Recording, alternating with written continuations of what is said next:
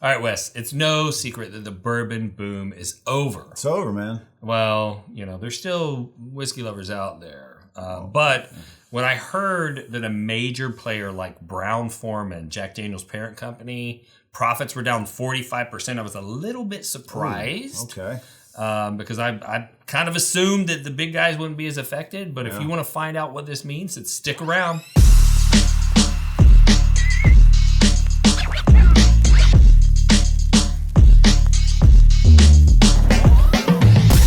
We're not jacking around.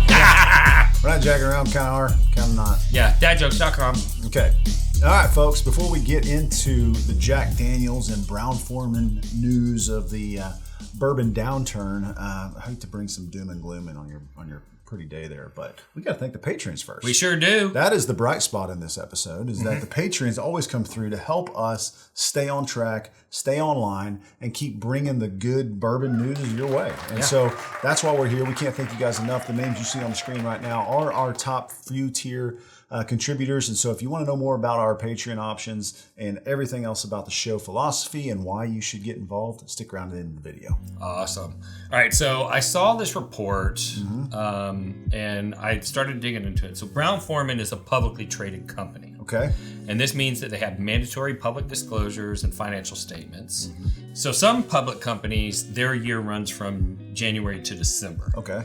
But Brown Forman's year, their fourth quarter ends on April the 30th. Oh, really? Yeah. Okay. Yeah. And so, because when I read the actual statements, you need to understand that because the dates don't match up. Yeah. Okay. And so their 12 months ends on April the 30th. So sales were down 5% from a year ago, year over year, and net income was down 15% for the full fiscal year. Okay. Not terrible. But trending in the wrong direction for sure. Well, when you start to look at the historical numbers, you're like, oh my God, this is Armageddon. Okay, let's hear it. Okay, so it doesn't sound that bad for See, the spirits industry is typically pretty consistent because people who drink, and what they drink doesn't typically change a whole lot. Drink what you drink. And so there usually aren't huge shifts year over year, and when you see something like this, it might be significant. But what was more alarming than the 15% reduction in profits is that they were down 45% in the fourth quarter. Okay, that does sound bad. Which was February 1st through April the 30th. Okay, so we're talking about 2025. This is real 25 numbers. Yeah. So then you got to ask yourself, what's the cause? Okay, and what do you think they blamed? What do you think Brown Forman Company blamed when they said, hey, things are not going so well? Probably the government. So we all blame. That's what everyone blames right now. So that'd be my guess. Yeah. So when they release their financial reports, they have these shareholder meetings online. They do kind of like a Zoom type call, and they present the information and they explain everything and whatnot. And so in this shareholder call, they said that basically it wasn't their fault because tariffs screwed everything up. Now, Wes, I know that you are a follower of the things, and you know that there's been a lot of talk about tariffs, and and then Trump says we're gonna levy a tariff of 1,000,000%, and then the other company goes, oh yeah, well we're levying a thing it's 2,000,000%, and all this stuff. So you've seen all that. Can you guess how many new tariffs actually went into effect between February 1st and April the 30th? We heard a lot of news about all these tariffs. A lot of news, all these new tariffs. I don't know, maybe 20? That is a very good guess. The answer is 0. Oh, wow. Okay. There were 0 new tariffs that could have affected them during that time frame. Okay, so not a great excuse. No, that's not the best one. Okay, so let me ask you a very serious question. Okay, what's the whiskey that you really love? Oh, I don't know. Let me think. Knob Creek? Knob Creek, okay. So let's say... I know that's a stretch, but... Let's say that you were watching the news and you found out that like 2 political talking heads were getting into a fight, and whatever the result was, Knob Creek was all of a sudden going to be double its price. Oh, wow. How would this influence you? What would you do? Well, I mean, aside from the political side of it. What would you do? Okay. Functionally. Well, I'd probably stock up on it. You'd probably go buy a bunch, I'd right? probably go get a few boxes and hunker down. Well, guess what? That's exactly what consumers normally do. Yeah. Okay.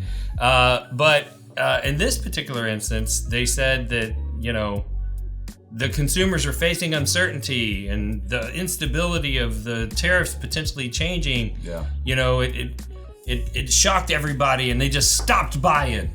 I don't think so. I don't think so. I'm not buying it. Consumers stock up when they think their prices are going to go up. That's so right.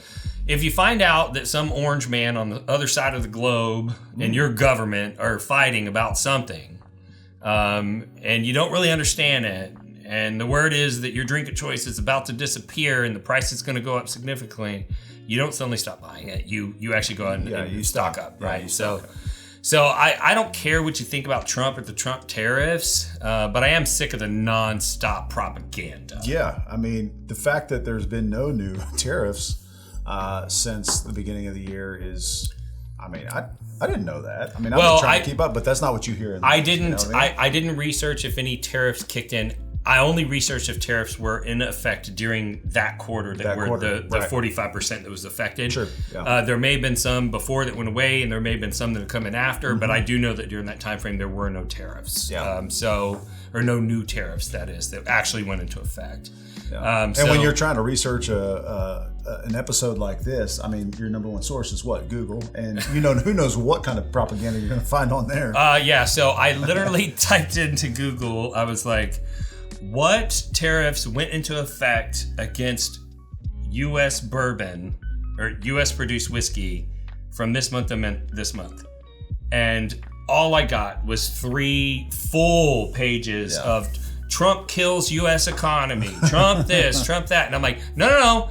I just need facts. Yeah, I'm only trying to figure out what the tariffs are. They're hard to find these days. Facts are hard to find. So I had to switch to ChatGPT. Okay. To research for this episode. Right. Non-biased. And the first few prompts, the answers were totally illogical propaganda that had nothing to do with the prompt. But I just kept asking it questions, and eventually it would give me the actual information. Yeah. What are you doing? Oh, I'm testing my new whiskey glass that I had designed. Why? Well, there's a company out there that's a real Karen. And she threatened to sue us. Really? You don't say. Yeah, so we had been producing some traditional tulip-shaped whiskey glasses. Oh, yes. We never used the name. Right, of course. But they claimed to own the shape of the glass. And since I'm just a little guy, I couldn't fight. Right. But do you know what that motivated us to do, Wes? What? To go out and design a glass that was actually made for high-proof American spirits. So the company that had the problem with us, their glass was originally designed for low-proof Scotch whiskey. Oh, okay. 80, 86 proof, that type of thing. And you know what I had noticed? Every time I would nose a really high-proof, high-quality spirit in the United States out of this glass, all I got was ethanol burn. Yeah, a little burn there. I felt that. And so we went out and we designed this glass that's actually designed for those higher-proof spirits. And I'm so confident in this glass that if anybody were to go to our website and buy one, I'm offering a money-back guarantee. Wow. If you get that glass to your house and you find yourself one of these traditional tulip-shaped glasses and you nose a high-proof spirit side by side and you can't tell the difference, I will gladly give you your money back. So what you're saying is they can really stick it to the Karen and support the little guy by going to bourbonrealtalk.com and ordering one of these with absolutely no risk. They could get their money back if they don't prefer it nosing it to the other? Absolutely. Okay. And if you love small business and you like sticking it to Karens, that's the way to go. Stick it to Karen. bourbonrealtalk.com. Cheers.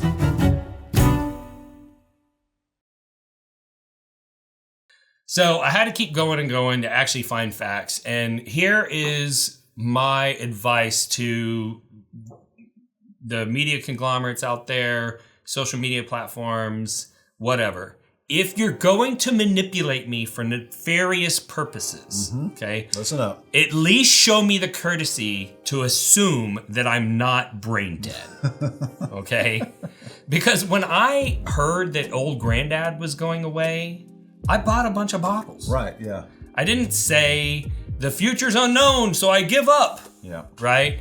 So media may have a desire to misplace blame, but I don't think that you're that stupid. So I'm going to, assume that you're a logical human and that you're going to behave the way that logical humans behave.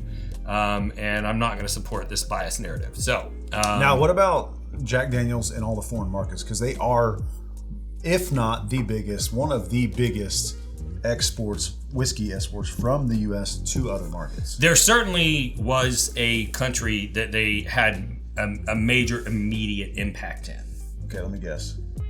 Canada. Dude, that guy seemed to hate the tariff idea going on. Yeah. He was like... well, I mean, in all fairness, Trump did say some pretty aggressive stuff. Pretty aggressive. I'm not surprised that there was a big political backlash in Canada. Trump would when say you something go, aggressive. hey, you're going to be our 51st state, and you can be the governor. Yeah, the Canada of America. Yeah, that was a pretty aggressive. I wasn't even on board with that. I thought that was pretty wild. Trump hardly ever says anything. Yeah, he never says anything out of pocket. Right. Yeah. Okay. So Canada actually did go. In Canada, Jack Daniels did go off shelves. Really? Yeah.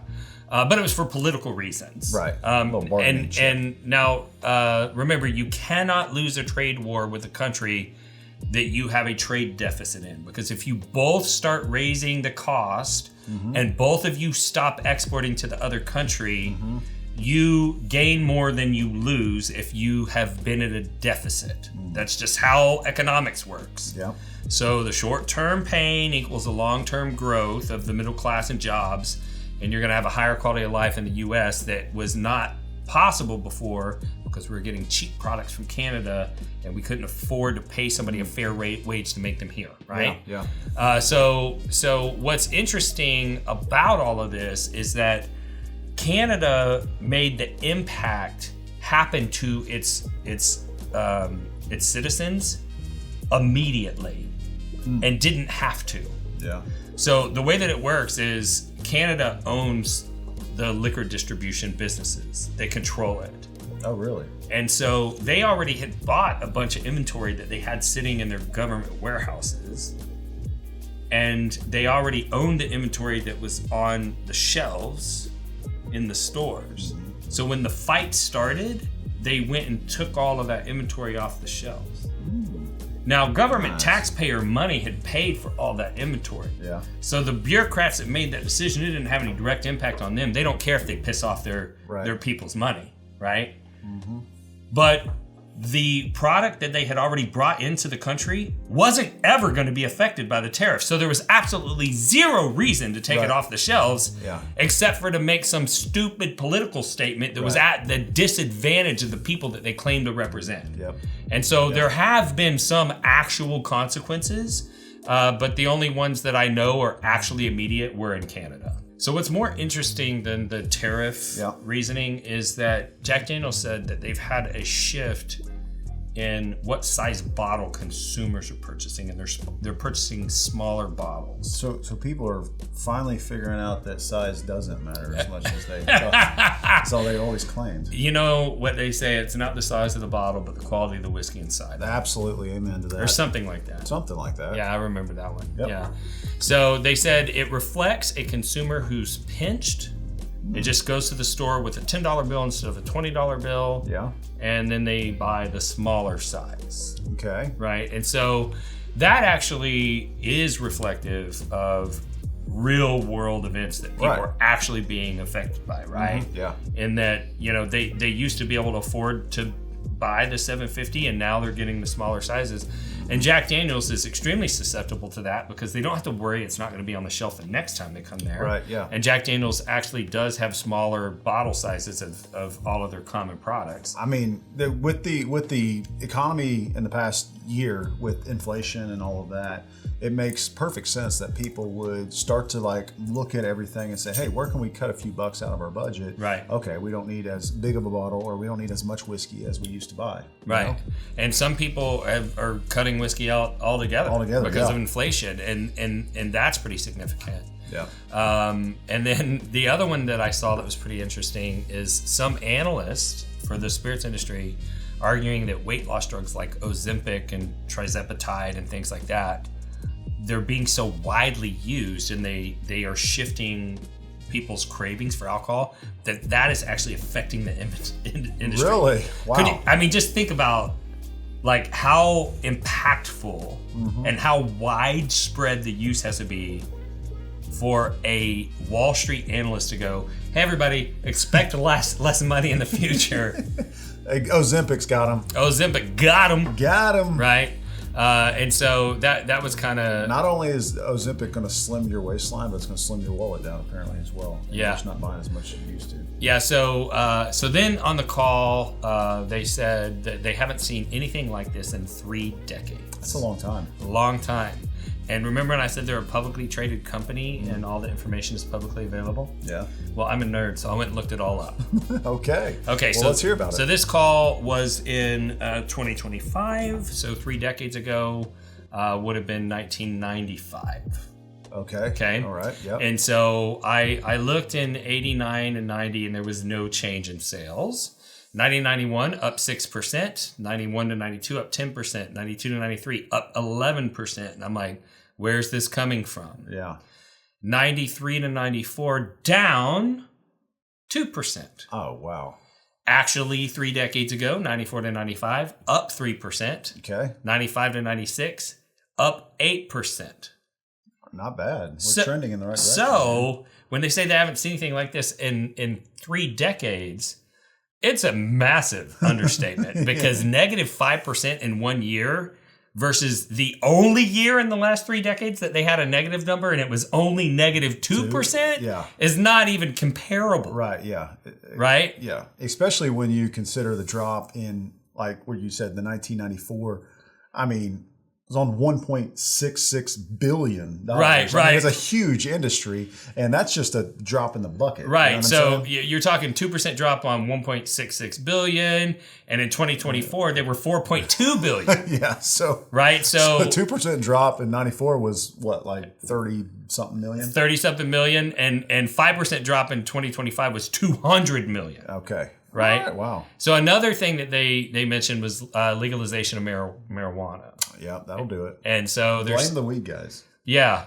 And so they're saying, especially younger consumers, that they're just going, I don't want alcohol. I'll just consume my weed products. Yeah, I'll just pop a gummy in and I'm good. You know what I mean? I don't need no Jack Daniels. Don't need no Jack Daniels. And in all fairness, I mean, alcohol is poison for your body. And I mean, the young people are smarter than we are. Yeah, they know more about health effects for sure. My kids always know more than I do. So they're like, I don't need that alcohol. Yep. Now, historically, alcohol has always been used for more than just enjoyment. Right. So you're thinking of like using it for wounds, for healthcare, medicinal purposes, and then obviously it like helped through the wars and things like that, through soldiers and all that. So I mean, there's a huge history of the whiskey and bourbon industry here in America that you have to consider when you're looking at like downward turns and stuff like that. It's not just consumption. Right. And the people that had that kind of mentality are starting to age out of the drinking system. Exactly. And so it just stands to reason that if you don't backfill it with the young people, that you're going to slowly reduce general alcohol consumption. Yeah, it's expected to go down a little bit because nobody's drinking a hot toddy to cure their flu anymore. Yeah. You know what I mean? And possibly the largest impact on their sales was what we call the COVID bump. Dude, that was a bump. So in 2019, annual sales were $4.28 billion. Mm-hmm. In 2023, sales were $5.37 billion. Goodness gracious. Which was a 26% increase. Yep. Right? So you got to expect it to come down a little. You know what I mean? Yeah, for sure.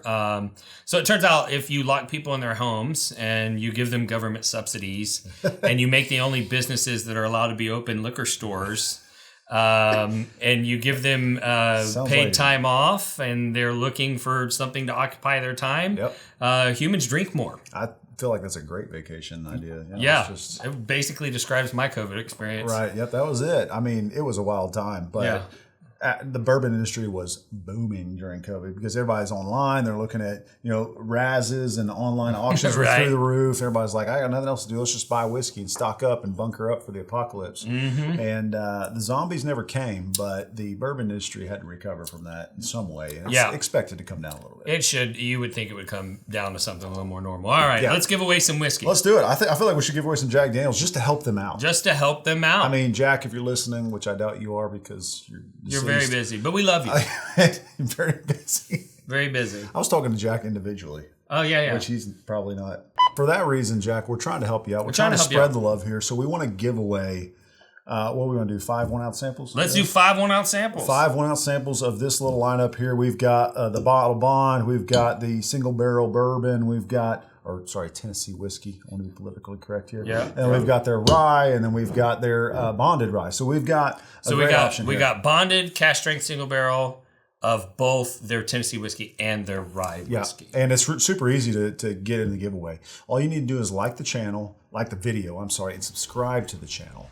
Then you want to ring the bell because we give away free whiskey or whiskey stuff on every episode. So you want to ring the bell so you're notified of future episodes. And then you want to go down into the description and you want to fill out the web form.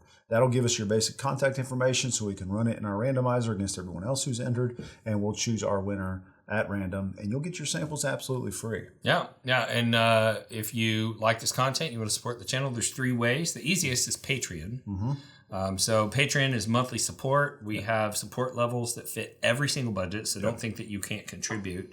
And some people contribute because they love this content, but some people contribute because they love what the people behind the content are spending their time doing. Yeah. Lindsay and I do a lot of nonprofit work, a lot of suicide prevention fundraiser type work. Mm-hmm. Wes is running a Christian ministry in the Dominican Republic, and all of his fees that he gets paid as the producer of this go directly into that fund.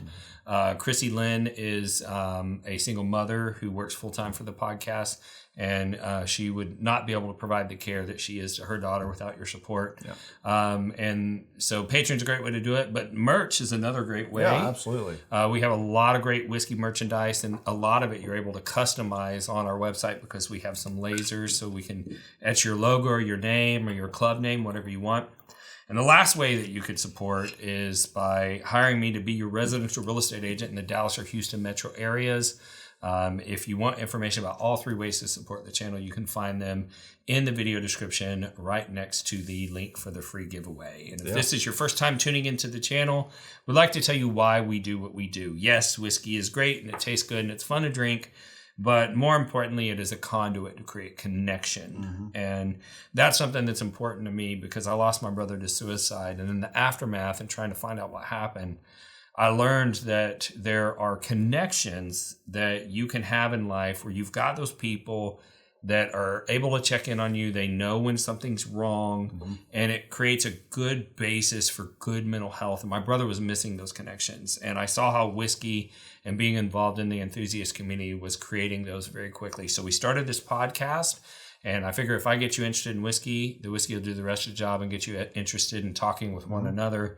But you do have to have a platform, and a lot of the platforms had negativity in them from the whiskey trolls. Yep. And Wes suggested that we started our own that was troll-free, so we did. It's called Bourbon Real Talk Community. It's currently one of the largest bourbon focus Facebook groups, and it's free to join, and we have lots of good things going on in there, including starting a 501c3 nonprofit that is focused on suicide prevention and intervention called Live Stay Project, and that's 100% administered inside the community. But there was another thing that we learned by watching those whiskey trolls, and it was if they can show hate to a stranger online, there's nothing that keeps us from showing love to a stranger online, and that's why we end every episode the same way, and that's this. If you woke up this morning and you're unsure whether or not anyone loved you, just know that we love you. We'll see you next time on Bourbon Real Talk. Cheers.